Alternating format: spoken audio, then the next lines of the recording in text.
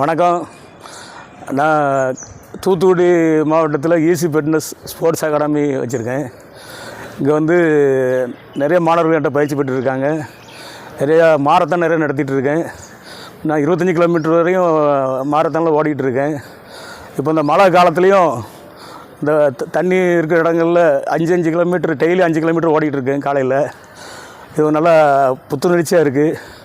மழை காலங்களில் எல்லோரும் இந்த சுறுசுறுப்பாக இயங்கணுங்கிறதுக்காக தான் இந்த விழிப்புணர்வு பண்ணியிருக்கேன். எல்லாருமே வீட்டில் இருந்து நம்மளை முடிந்த எக்ஸசைஸ் பண்ணணும். மழை காலத்துலேயும் நம்ம சும்மா இருக்கக்கூடாது.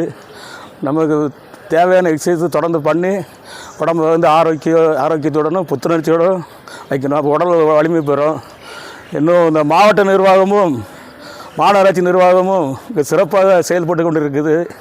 எல்லா இடங்களும் நீரை எடுத்துகிட்டு இருக்காங்க. ரொம்ப வேகமாக செஞ்சிட்ருக்காங்க. இந்த ஓடையிலையும் இந்த தண்ணியை சுத்தமாக எடுக்கும்படி கோரிக்கை வைத்துக் கொள்கிறேன். நன்றி, வணக்கம்.